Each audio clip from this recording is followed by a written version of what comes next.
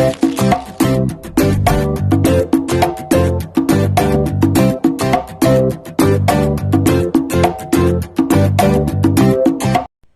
Tears, லாஸ்ட்டாக ஒளித்தாக்கத்தை பற்றி explain பண்ணி இருந்தேன்.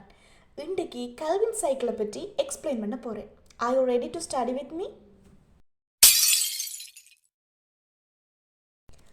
ஒளித்தொகுப்பு ரெண்டு படிகளில் நடக்க போகுது.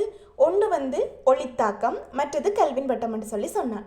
ஓகே, ஒளித்தாக்கம் பச்சை உருவத்தின்ற தைலகோயிட் மென்சவில் நடக்க போகுது. கல்வின் வட்டம் எங்கே நடக்க போகுதுன்னு சொல்லி சொன்னால் பச்சை உருவத்தின்ற பஞ்சனையில் தான் நடக்கும். பச்சை உருவத்தின்ற பஞ்சனைன்றது உங்களுக்கு தெரியும் தானே. பச்சை உருவத்தின்ற இந்த தைலகோயிட் மென்சவ்வு, மற்றது 70S வகை ரைபோசோம்கள், மற்றது வட்ட வடிவமான DNA, இவை தவிர இந்த வெளியில் இருக்கிற பகுதியைத்தான் நாங்கள் பஞ்சனை என்று சொல்லுவோம். இந்த பச்சை உருவத்தின்ற பஞ்சனையில் தான் இந்த கல்வின் வட்டம் நடக்க போகுது. ஓகே, அடுத்தது எங்களுக்கு தெரியும் ஒளித்தாக்கம் நடக்கக்குள்ள ஒளித்தாக்கத்தின் இறுதி விளைவுகளாக ATP, NADPH, O2 இந்த மூன்றும் ஒளித்தாக்கத்தில் விளைவுகளாக வந்தது. சரி, இந்த மூன்று விளைவுகள்லையும் O2 தவிர மிச்சம் இந்த ரெண்டும் இருக்கு தானே, ATP, NADPH, இந்த ரெண்டும் கல்வின் வட்டத்தில் CO2 தாழ்த்துறதுக்கு பயன்படுத்தப்படுது. ஓகே, ஒளித்தாக்கத்தில் பெறப்பட்ட விளைவுகளான ATP, NADPH என்பன கல்வின் வட்டத்தில் CO2 தாழ்த்துறதுக்கு பயன்படுத்தப்படுது. ஓகே, சரி, இப்போ கல்வின் வட்டம் ஏன் பெயர் வந்தது, என்ன ஒரு ரீசனுக்காக கல்வின் வட்டம் இந்த ப்ரோசஸை சொல்ல போகிறோம் சொல்லி சொன்னால், கல்வின் என்ற ஒரு விஞ்ஞானியால தானாம் இந்த தொடரி கண்டுபிடிக்கப்பட்டது. அதனால தான் இந்த சைக்கிளை நாங்கள் கல்வின் சைக்கிள்னு சொல்லி சொல்கிறோம். ஓகே, இன்னொரு முக்கியமான பாயிண்ட் இந்த கல்வின் வட்டம் உட்சேப தாக்கம். ஓகே, சரி, இந்த கல்வின் வட்டம் ஒன்று நடக்கக்குள்ள கடைசியாக என்ன விளைபொருள் வரப்போகுதுன்னு சொல்லி சொன்னால் G3P தான் இறுதி விளைபொருள். இது முக்கியமான பாயிண்ட்ஸ். சரியா, அடுத்ததான் நாங்கள் என்ன பார்க்க போகிறோம்னு சொல்லி சொன்னால், இந்த கல்வின் வட்டம் 3 படிகளில் நடக்க போகுது. சரியா, 3 படிகளில் நடக்க போகுது. என்னென்னு சொல்லி பார்ப்போம். முதலாவது கார்போக்சிலேற்றம் அல்லது கார்பன் பதித்தல், ரெண்டாவது தாழ்த்தல், மூன்றாவது கார்பனீர் ஆக்சைடு வாங்கியின் மீள்புறப்பாக்கம். கார்பனீர் ஆக்சைடு வாங்கி என்று சொல்கிறது என்னன்னு சொல்லி சொன்னால் RGBP தான் நாங்கள் கார்பனீர் ஆக்சைடு வாங்கி என்று சொல்லுவோம். அப்போ இந்த பாயிண்ட்டை கார்பனீர் ஆக்சைடு வாங்கியின் மீள்புறப்பென்றாலும் சரி, RGBP மீள்புறப்பாக்கம் என்றாலும் சரிதான். ஏன் RGBP என்றதான் கார்பனீர் ஆக்சைடு வாங்கி. சரி, இப்போ இந்த RGBPன்றது என்னன்னு சொல்லி சொன்னால், நாங்கள் கார்போஹைட்ரேட் முன்னுக்கு படிக்கக்குள்ள படிச்சிருப்போம். கார்போஹைட்ரேட் கார்பன் எண்ணிக்கை அடிப்படையாக கொண்டு நாங்கள் அதை வகைப்படுத்துகிறோம்.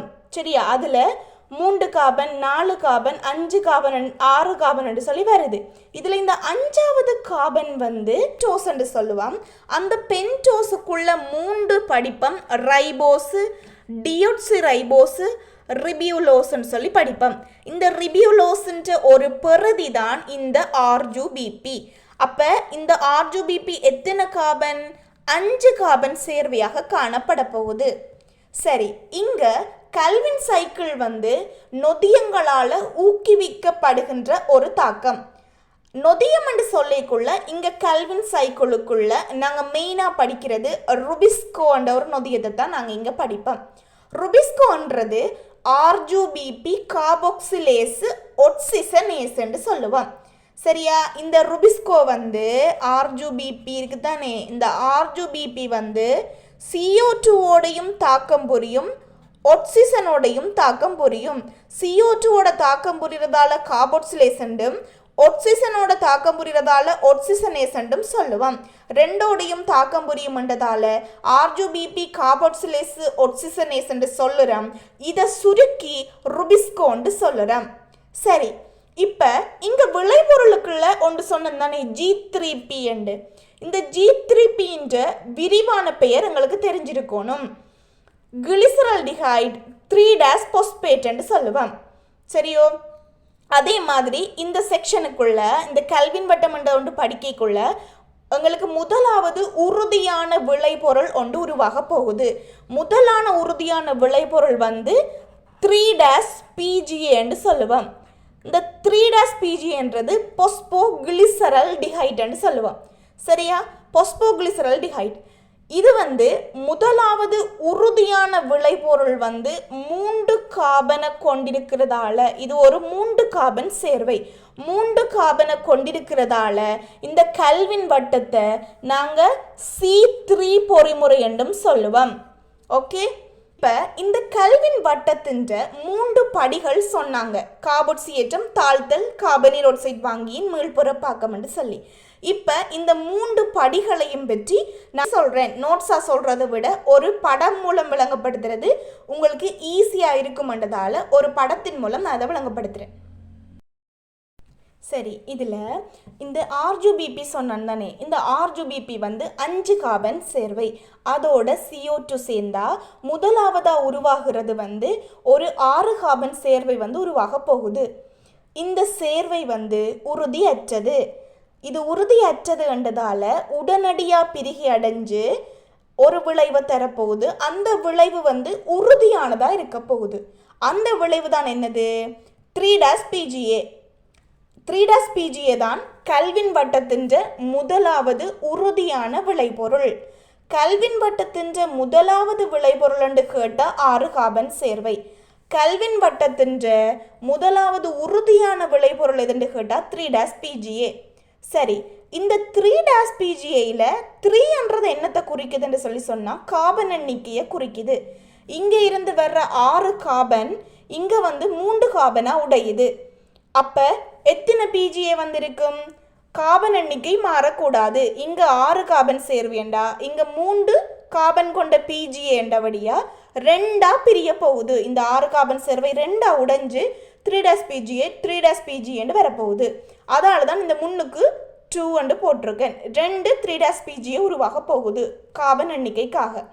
சரி, இதுக்கு பிறகு என்ன நடக்க போகுதுன்னு சொல்லி சொன்னால் ATPயில் இருந்து ஒரு பாஸ்பேட் கூட்டத்தை பெறப்போகுது. ATPயில் இருந்து பாஸ்பேட் கூட்டத்தை பெறப்போகுதுன்னா என்ன? ATPன்ற நீர் பகுப்பில் உங்களுக்கு தெரியும் என்ன வரப்போகுது? ADP + PI. சரியா? இதன்படி ஒரு பாஸ்பேட் கூட்டத்தை பெற்று 1,3 டைபிஜிஏயை உருவாக்க போகுது. 1,3 இரு பாஸ்போகிளிசரேட் என்று தமிழில் சொல்லலாம். சரியா? இப்படி ஒன்றை வந்து உருவாக்க போகுது. இது உருவாகிற வரைக்கும் இவ்வளோத்தையும் சேர்த்து தான் நாங்கள் என்னென்னு சொல்லுவோம்? கார்பன் பதித்தல் என்று சொல்லுவோம். சரியா?